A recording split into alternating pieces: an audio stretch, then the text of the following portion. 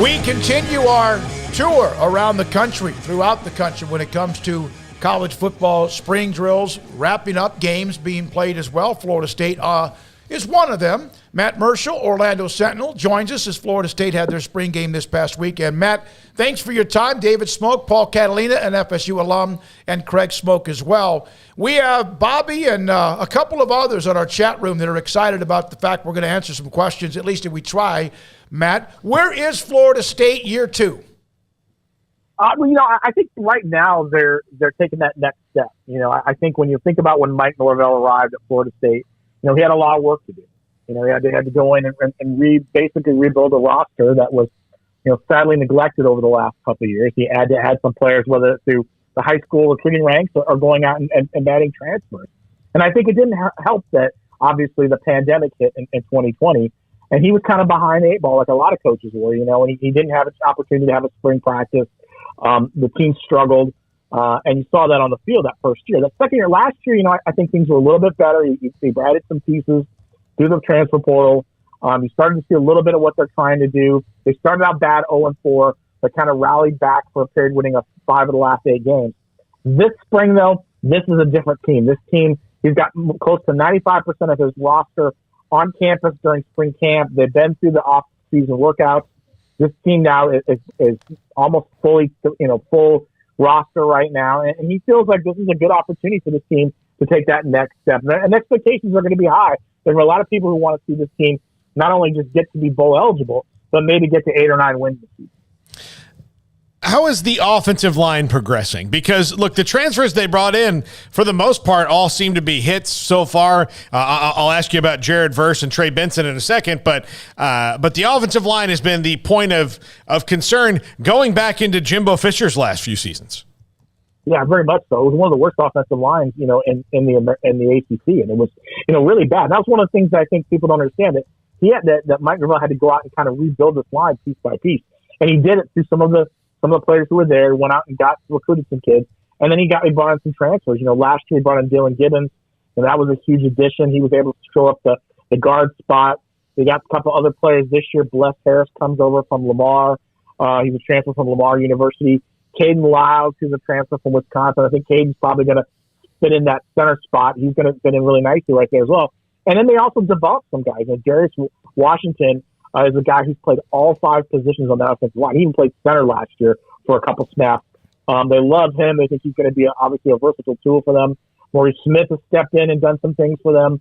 And they've got a lot of young, sophomores and freshmen, redshirt sophomores and freshmen, who they feel like have had a couple opportunities here or there, but they're going to work their way up and actually start fitting in well. So if they can start to develop, that 1 and 2 group and then focus on, maybe group 3, then I think they'll be able to continue to move forward. It's going to be important for them because they need to protect the quarterback, and they also need to establish those running lanes.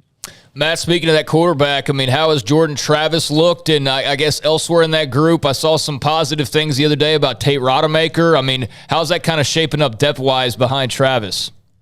Yeah, I think it's good. I wouldn't be shocked if Mike Norvell, he hasn't mentioned this, but I wouldn't be shocked to see him maybe look at getting a transfer quarterback in. Not to replace, not to go for that number 1 spot, but maybe add a little bit of depth to that spot. They've only got 4 quarterbacks on the roster right now. Jordan Travis is going to be their starter.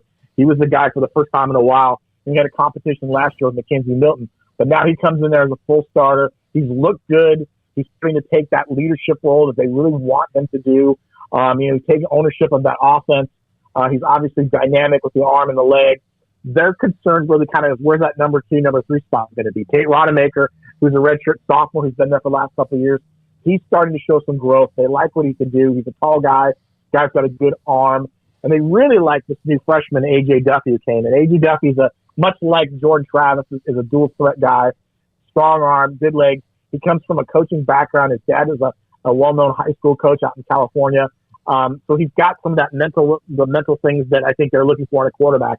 So they've got pieces right now, but I wouldn't be shocked maybe at some point they don't add maybe another, just to maybe bring in a little bit of depth. They got Geno English as well, who's been on the team, special teams for the last couple of years. A scout team for the last couple of years. So, this is a good quarterback room. It's got a lot of experience and has been through a lot. Matt, Florida State has a rich tradition. We know what they did under Bobby Bowden. We know what they did even under Jimbo Fisher, although at the end that started to, of course, kind of fall apart. Have they forgotten how to win? Is it that as well, or is it a talent issue?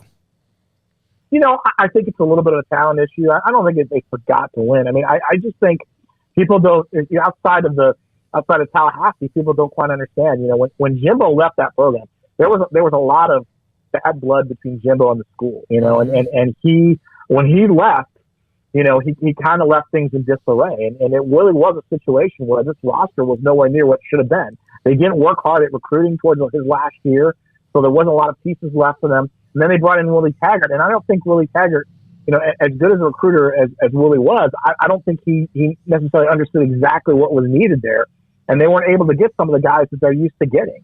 I think you're also seeing success around the state of Florida, other programs at Florida, you saw it at UCF in Orlando, even though they're not a Power 5 school. They started to grow a little bit and started hitting some of those guys. Miami's starting to grow a little bit.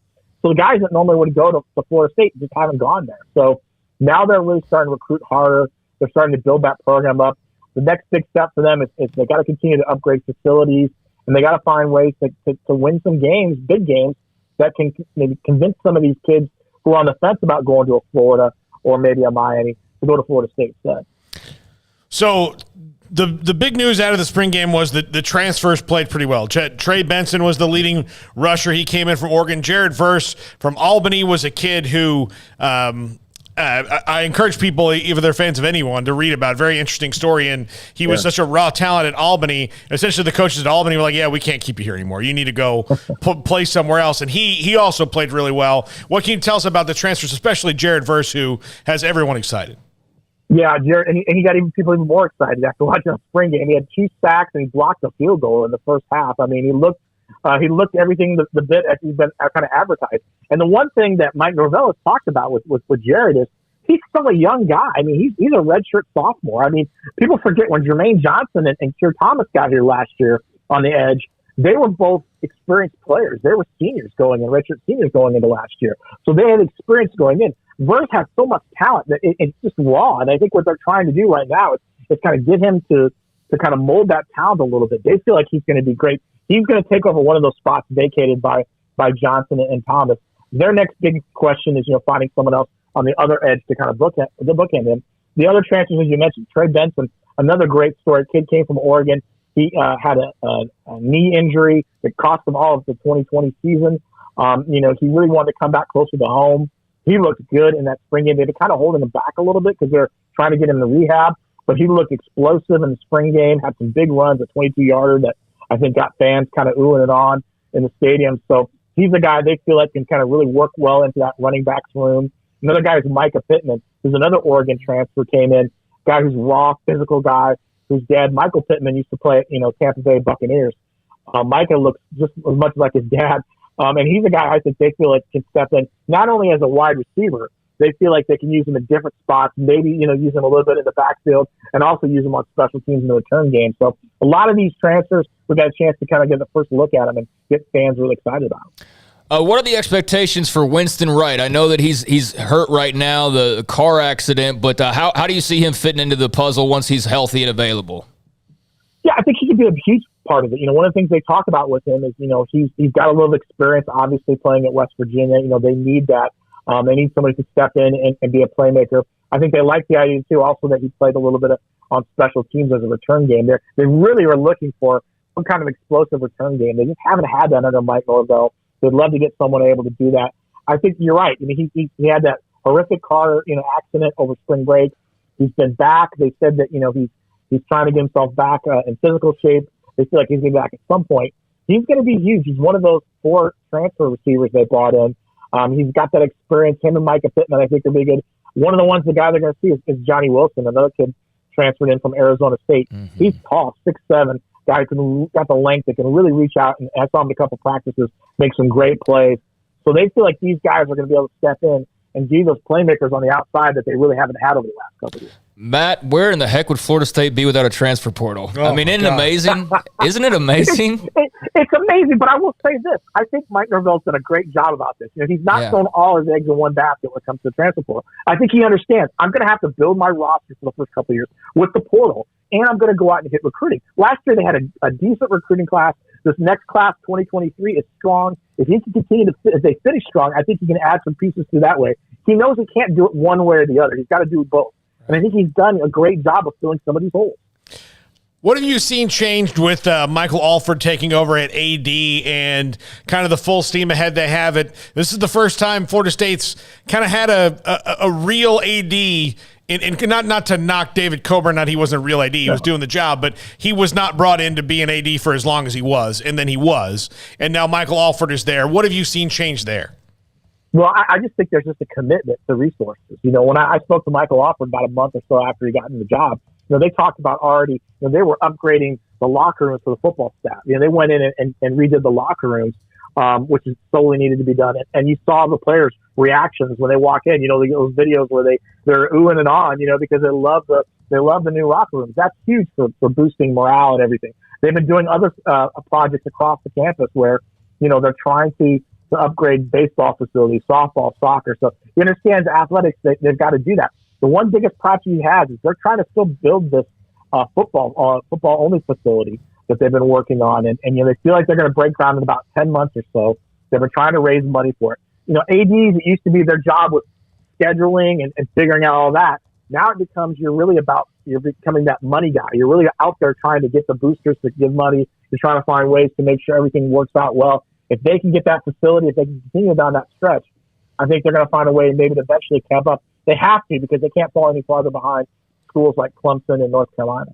Matt, I want to go back to, you mentioned UCF earlier, and I was just curious. I mean, we've heard reaction from all over the country when all the realignment and stuff was going on, but because there has been, you know, this situation where a lot of the big brands were down and a school like UCF was able to thrive, what are the thoughts around that area about them going to the Big 12? Well, it's excitement. There's so much excitement. This is something that, you know, fans from UCF fans and you know, people alike on the program have been really eager for. You know, they wanted to get to the Big 12. When that realignment happened in 2013, they felt like they had a good chance. They put together a proposal. They put it in. They wanted to get that opportunity. It didn't happen then. So this next time comes around, you know, they felt like, listen, we've done so much since then. Look at that 2017, 2018 season, the football-wise. They've had success there. Their national brand has grown so much. They add a guy like Gus Malzahn, who's an experienced coach, who's done, you know, a good job there as well. You look at the other sports. Basketball's done well. Women's basketball, you know, couple NCAA appearances. Men's basketball's done decent. You know, baseball's done good. So they feel like they're in a good spot. They spent some money to upgrade facilities, but they know now that they're getting into the Big 12, that's going to be a huge injection of you know, revenue that's going to help them out even more. You know, they got so many projects. I think Terry Mahaja, UCF athletic director, has got all these projects lined up. You know, they want to expand the stadium. They want to do some other things like that. They feel like these are things that are going to help them continue to not only grow, but also thrive in the Big 12. They don't just want to be in the Big 12. They want to thrive in it. So I think that's something they're working towards right now. Matt, we appreciate it. It's interesting. Florida State's trying to rebound. Miami's trying to rebound. Florida's trying to get their mojo back. And then, again, UCF is in a position where they're going to join the Big 12 here pretty soon. And look at the hires two of them made. I mean, everybody's all in. I mean, they're all going for it, aren't they? Yeah, and they need to, because, you know, the state, which has been such a power for so long, has kind of fallen back, you know, the last couple of years. And now you add all this excitement for all the teams. I think it could be a good, strong run. I think it's going to be interesting to see how it pays off, especially on the recruiting trail. Hey, look, FSU, Florida, 11 a.m. Never used to happen. Never, ever, ever. Now it's like, it's got to be 11 a.m. Please put that thing at 11. Was Miami and Florida State 11 a.m. sometimes, or was that always at 2:30? Sometimes that was. Yeah, but... Are you happy now? I am. I'm thrilled. Bobby Estrada, are you happy? Again, Hypnotic Anonymous on the chat room. Hope you guys got a little bit. The tight end position is something they're chatting about quite a bit, because Norvell uses the tight end position quite a bit as well. Matt, thank you. Appreciate your time. We hope to have you again. No problem. Anytime. I appreciate it. That's Matt Murschel, again, with the Orlando Sentinel, Sikkim 365 Radio and 365 Sports. And I know it was a Florida State segment, but once he brought up UCF and just kind of the environment, I had to ask, you know, more of that regionally, how they've sort of reacted. And, yeah, I'm sure it perked up a few eyebrows of just like, wait a second, you're not supposed to be going up here. The thing that the other schools could rely on is like, well, yeah, if you want to go play for the American Conference title, go knock yourself out. You know, you have to have a miracle. And like Cincinnati needed a miracle to get in this year and do everything perfect. Now, especially in Florida, UCF can look, we can win possibly a conference that's more balanced than the one that Florida's in for sure. And, easier maybe even at times in the ACC. But, Miami and Florida State, if they got good again, it could probably run the league. All right. Thanks to Matt Murschel.